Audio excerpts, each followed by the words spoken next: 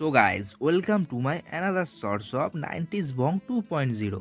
So আজকে ব্রেকফাস্টটা দেখে তো আমি খুব খুশি। যাই হোক, আমি পুরো একদম পেট ভরে 8টা না 9টা লুচি খেয়ে সানবাত নিতে বাইরে বেরিয়েছি। তো সানবাত এই টার্মটা অ্যাকচুয়ালি আমি কপি করেছি এই বলিউড অ্যাক্টরদের ক্যাপশন দেখে। যাই হোক, আমি কোনো অ্যাক্টর ফ্যাক্টর নয়।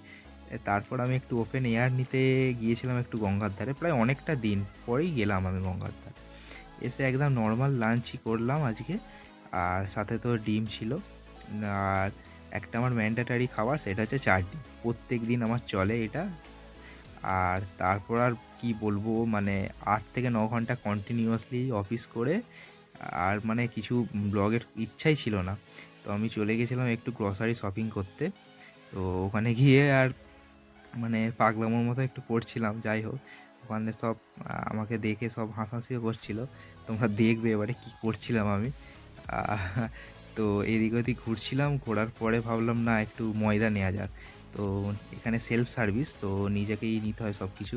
তো আমি এরকমভাবে 3-3.5 কেজি করে মাপলাম, এক্স্যাক্ট মাপটা পেলাম না, কিন্তু এখানে সব নিজেকেই করে নিয়ে তারপরে এই দেখো আমি তেল নিয়ে কিরম খেলছি। যাই হোক, তো এইটা আমাকে তারপরে যখন বিলিং কাউন্টারে গেছি আমাকে ধরেছে, বলছে এটা কি ব্লগ হচ্ছিল, তোমার ব্লগিং চ্যানেল আছে নাকি? ঠিক আছে। তো আমি বললাম হ্যাঁ আছে, কিন্তু আজকে একদম মুড নেই বললেই চলে, তাই একটু মুড আনার চেষ্টা করছিলাম ব্লগে। তো আমি এই ডায়েরিটা নিয়েছি, এবার থেকে সব ডায়েরিতে আমার নোট করব।